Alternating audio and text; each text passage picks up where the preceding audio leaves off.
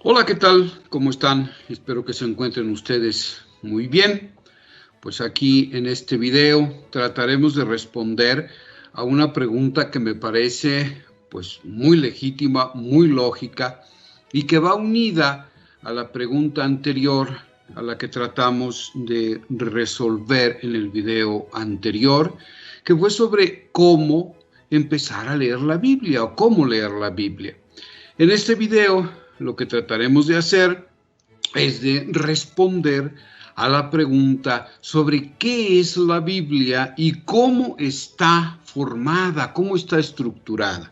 Porque es lógico que cuando empezamos a leer la Biblia nos empezamos a encontrar con muy diversos escritos de muy diversa índole. Y entonces es muy necesario encontrar una estructura, una clasificación para que nos ayude a guiarnos en este proceso de lectura de la Biblia. Entonces, primero, ¿qué es la Biblia? Bueno, la Biblia es, pudiéramos empezar diciendo poéticamente, que es la carta de amor que Dios escribe a su pueblo. Esto desde luego es poesía. Pero, ¿qué podemos decir sobre el sentido, el origen, el propósito de la Biblia? ¿Por qué Dios escribe esa carta de amor a su pueblo? Bueno, lo que encontramos en la Biblia es efectivamente el testimonio de una historia de amor entre Dios y su pueblo. Dios ha elegido un pueblo.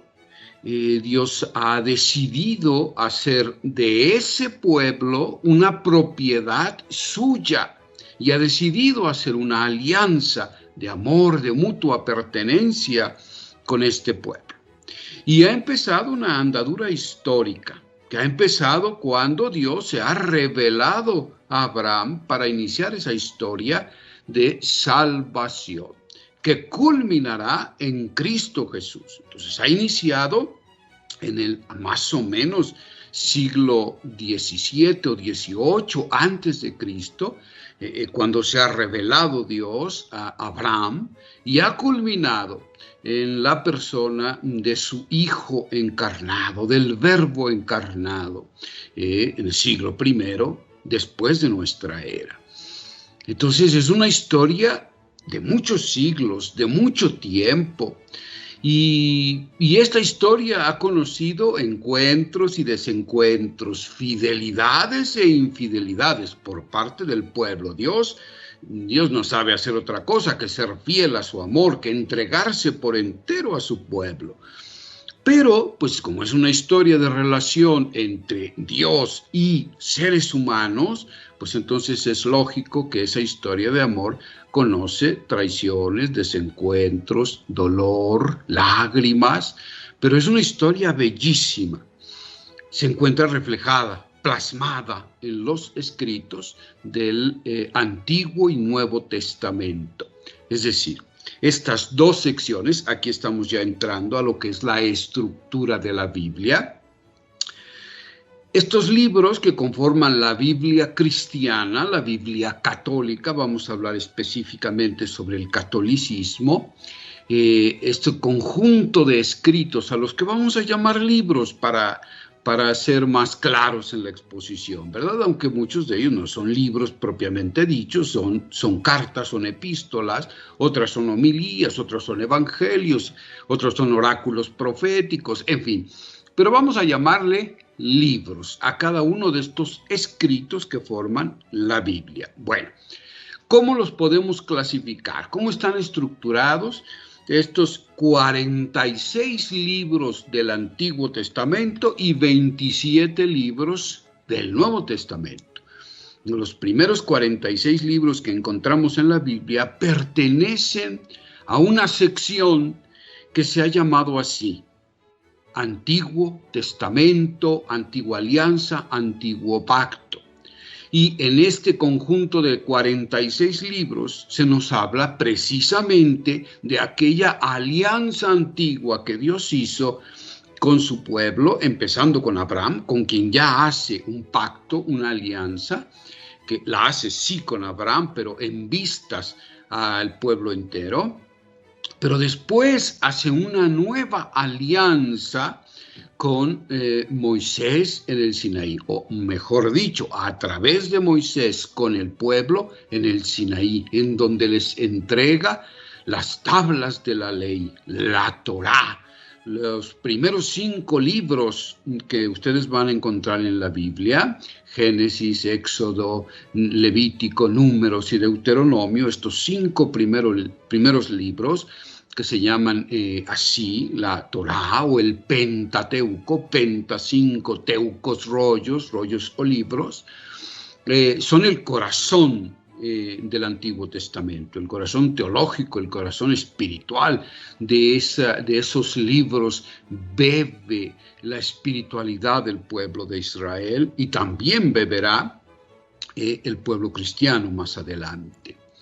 Entonces, la primera sección del Antiguo Testamento, los 5 primeros libros, se conocen como la ley o la Torá o el Pentateuco. Después hay un conjunto de libros a los que llamamos escritos, en donde se encontrarán los profetas, los mayores y los menores. No porque el profeta mayor tenga una mayor dignidad que el menor, no se trata de eso. Se trata de la extensión de sus escritos, ¿no?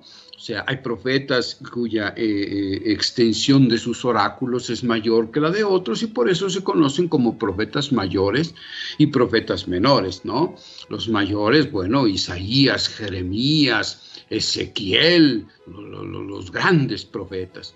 Y después también tenemos profetas que escribieron menos, son escritos más reducidos, pero igualmente bellos e importantísimos, como Habacuc, como Miqueas, Sofonías, Ageo, Oseas, Amós, libros extraordinarios. Esto forma parte de los escritos, pero también encontramos otro conjunto de textos que son poéticos, que son sapienciales, de gran sabiduría, de gran poesía, que son más afectivos, que tocan más el corazón del pueblo, que los usa más el pueblo para la enseñanza popular y para, desde luego, orar al Señor. Los salmos, por ejemplo, sapienciales como el libro de Job, o el Eclesiastés o el Eclesiástico, o los proverbios, o este libro poético maravilloso, el Cantar de los Cantares, en fin. Todo esto conforma los llamados escritos del Antiguo Testamento. 46 extraordinarios textos que conforman la antigua alianza del pueblo de Israel con Dios. Después tenemos ya el Nuevo Testamento, ¿verdad? Han pasado muchos siglos desde que Dios hizo alianza con Moisés, bueno, primero con Abraham, después con Moisés. Pasado muchos siglos, ya se ha incluso cumplido la promesa que le ha hecho Dios a Abraham de encontrar una tierra, ¿verdad?, que emana leche y miel, en la que ha entrado ese pueblo, y le ha dado Dios en posesión esa tierra. Después ha pasado la historia de los jueces, por ejemplo, cómo se va organizando el pueblo de Israel, el libro de los jueces, después la etapa de la monarquía, en fin, la historia bellísima de amor entre Dios y el pueblo de Israel. El Nuevo Testamento, formado por 27 libros. ¿Por qué se llama Nuevo Testamento, Nuevo Pacto? Porque Dios realiza un pacto definitivo con la humanidad toda a través de su Hijo Jesús, con su misterio pascual, con su sacrificio redentor, con su vida toda ella entregada por el bien del ser humano. Dios realiza un nuevo y definitivo pacto de amor, de pertenencia, ¿verdad?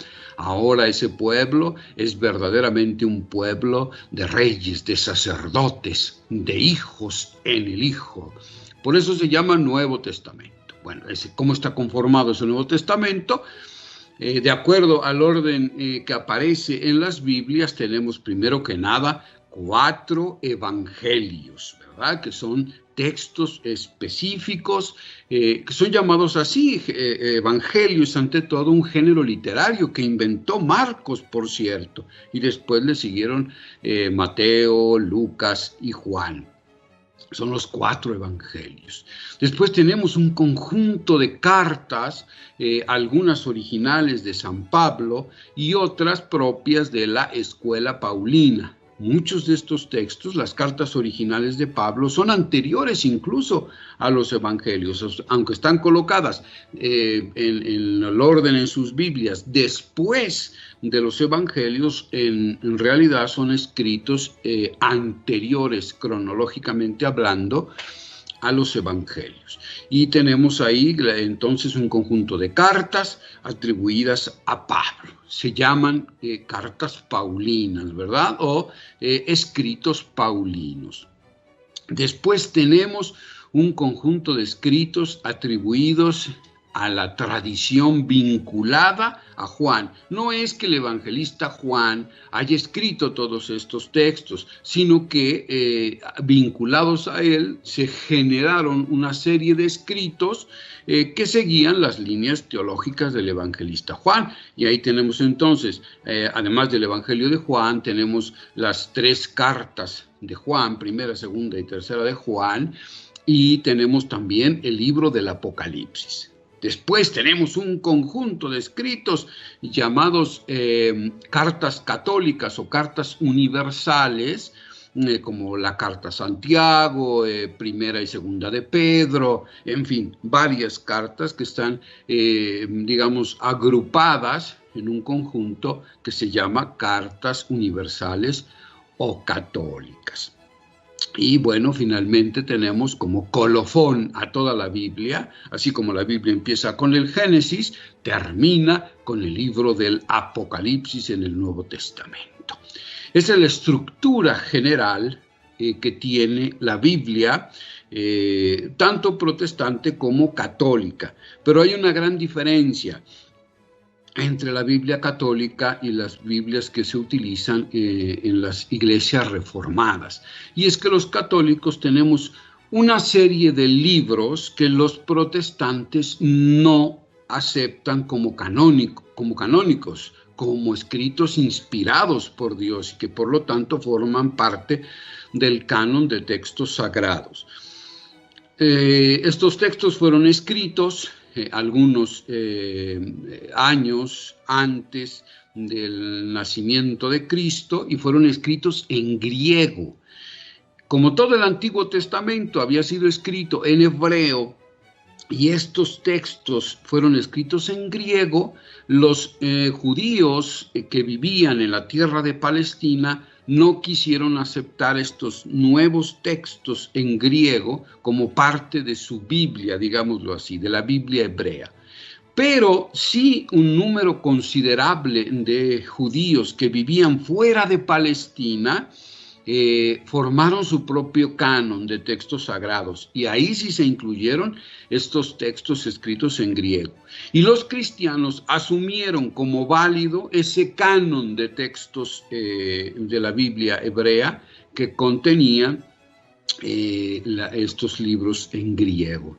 Y entonces, por eso, las Biblias católicas, porque el catolicismo asumió lo que los primeros cristianos asumieron como válido, y entonces la Biblia católica es por eso que tiene un mayor número de libros dentro de su regla canónica, dentro del canon de sus libros sagrados.